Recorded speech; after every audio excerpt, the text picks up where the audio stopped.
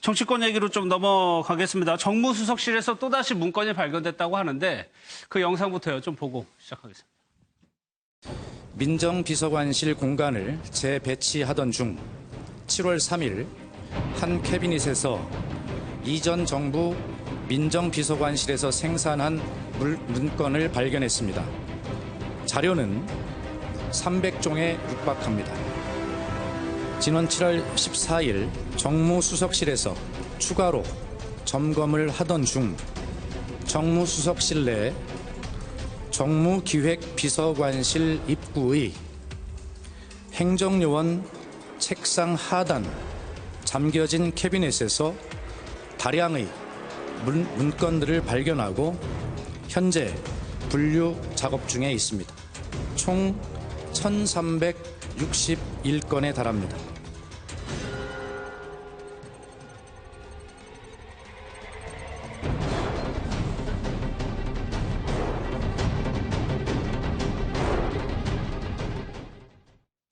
오늘 청와대의 모습이 또 새롭게 공개된 게 있는데 김홍국 교수님, 이게요. 민정수석실로 가는 유일한 통로가 이렇게 막혀 있었다는 얘기죠. 그러니까요. 작년에 여러 가지 국정농단 사태에 대한 국민적인 분노 이런 부분이 컸지 않습니까? 그러면서 당시에 이제 여러 가지 정보라든가 또는 관련된 문건의 유출을 우려했던 우병우 전 민정수석이 이 민정수석실로 가는 곳에 보안 검색대를 설치했습니다. 그래서 특수 종이 감지 센서를 부착을 했는데요.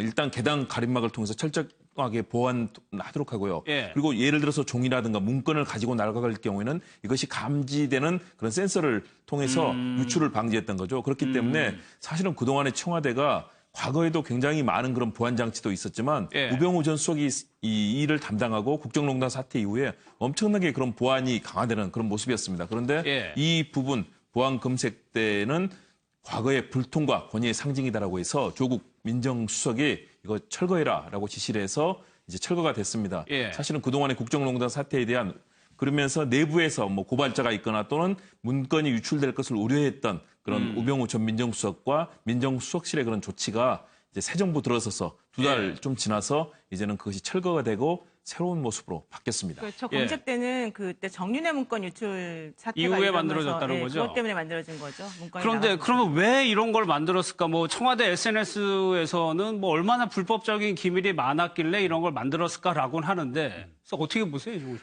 일단 이 전제를 해야 돼. 문서를 파쇄를 해요. 그거는 어떤 뜻이냐면 무조건 불법적인 것이 아니라 예를 들어서 그 안에 국가적인 어떤 이 기밀이 담긴 회의를 했습니다. 그런데 그 기밀을 서로 이야기하면서 그냥 회의를 했다 했을 때 그 기밀이 새로운 정보가 아닌 상황에서 그거를 남길 이유가 없거든요. 그렇다면 그런 부분들이나 혹은 대통령 이하 고위공직자들이 회의를 할 때 예를 들어 국내 정치에 대해서 자유롭게 이야기할 수 있는 부분이 분명히 있습니다. 그런데 그것이 예를 들어서 공개가 될 때는 특정인에 대한 어떤 또 사견이 있을 수 있지 않습니까? 견해라든지 또 특정 단체라든지 그런 부분들이 나중에 또 오해를 불러일으킬 부분들. 그러니까 파쇄 자체가 불법이 아니고 파쇄는 충분히 인정된 어떤 부분입니다. 그런데 이 부분은 좀 성격이 다른 게 정윤회 문건이 외부에 유출된 것을 두고 대통령이 그때 국기문란이다라고 기자회견에서 밝혔어요. 그러니까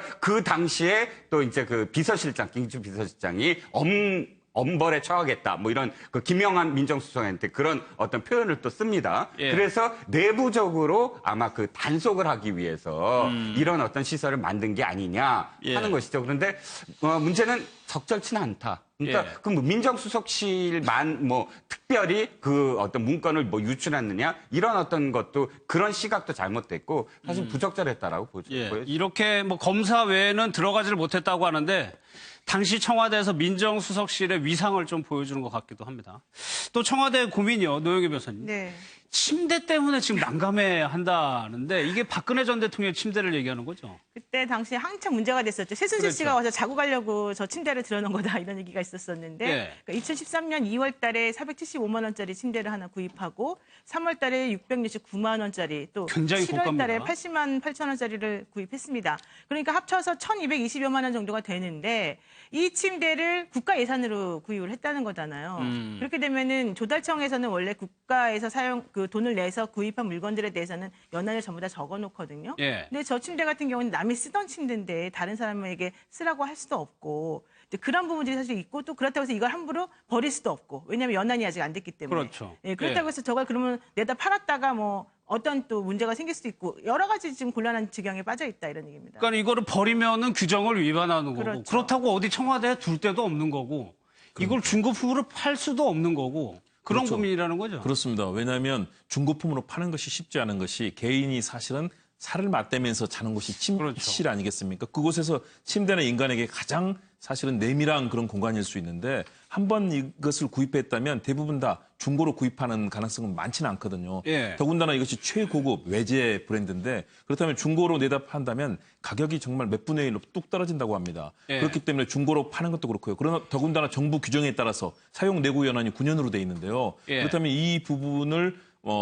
중고로 파는 것은 사실상 불가능하고요.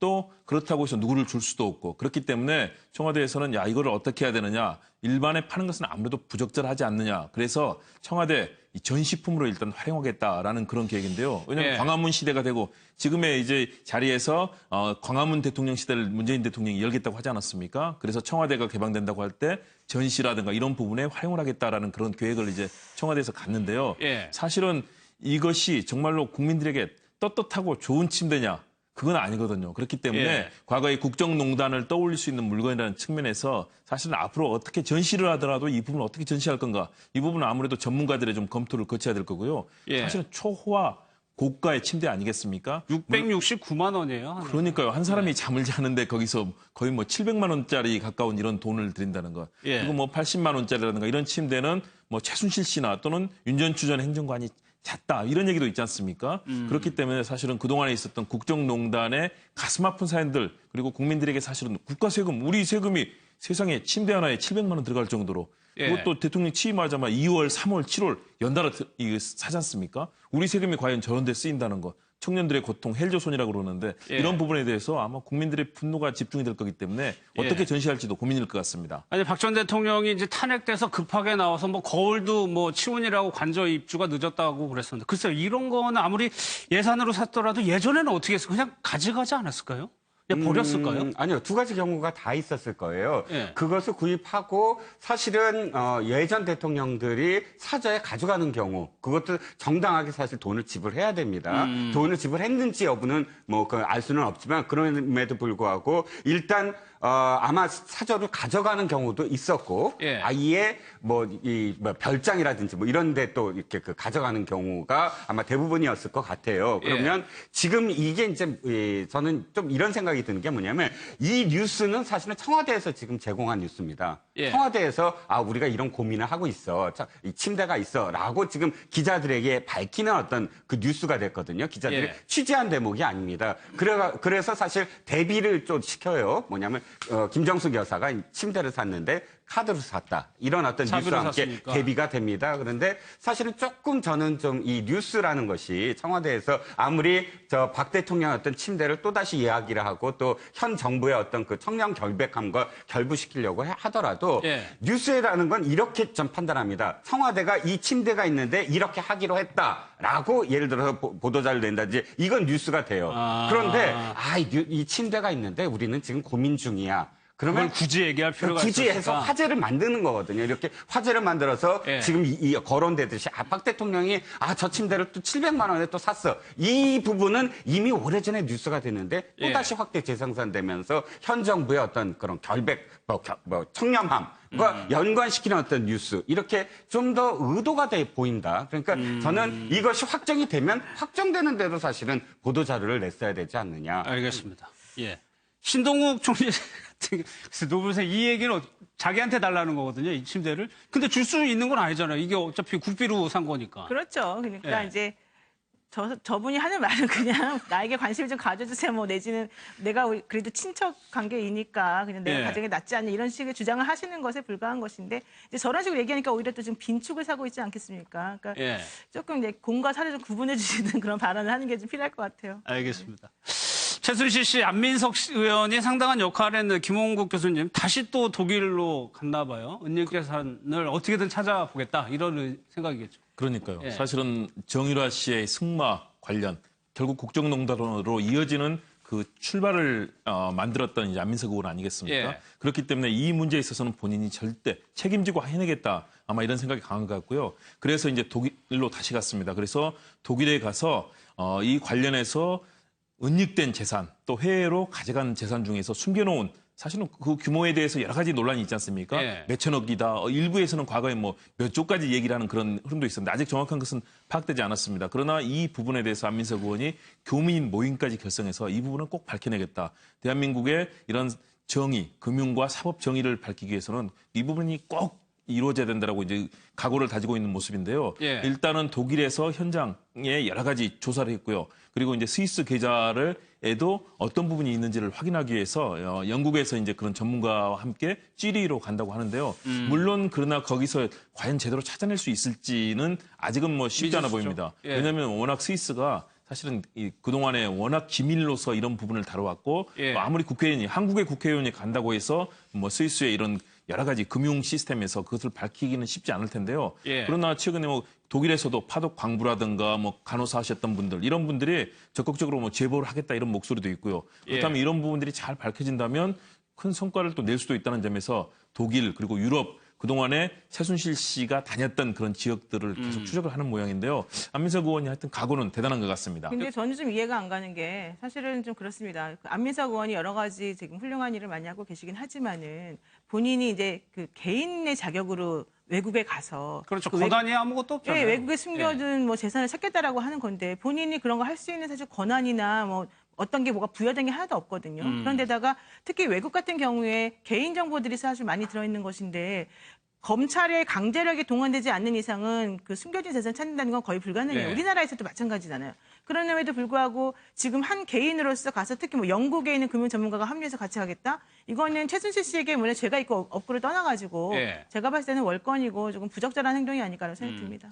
그리고 또 자칫 의혹만 또 양산할 수 있는 그럼요. 또 좀 그런 것도 있습니다. 네, 아무래도 국회의원이 헌법기관 아니겠습니까? 사실은 이 부분에 있어서는 환수와 관련되는 법안도 지금 뭐 발의가 돼 있는 상황이고요. 사실은 국민적으로 이 부분에 있어서는 어떤 정의를 세워야 된다는 그런 목소리가 있기 때문에 그동안의 이 일을 처음부터 사실은 뭐 승마 공주 정유라 씨 관련해서 처음부터 이제 밝히기 위해서 굉장히 노력을 했던 국회의원이기 때문에 예. 이 부분에 있어서는 그것도 가능한 것 아니냐. 만일의 경우 좋은 성과까지 낸다면 헌법기관으로서의 국회의원의 독립성이 있는 부분이기 때문에 저는 알겠습니다. 본인이 성과를 낸다면 근데 그건 의미가 있다고 봅니다. 정말로 본인이 객관적인 생각을 의도를 가지고 그렇게 한다면은요 이런 식으로 그냥 본인이 막무가내로 스위스 갈 게 아니에요. 예. 오히려 우리나라 검찰에 고발을 하거나 검찰에 또 조사 같은 것들을 할 수 있게끔 만들어 놓고 그 알겠습니다. 우리나라 검찰이 예. 외국에 요청을 하는 식으로 해야죠. 이런 예. 식으로는 안 돼요.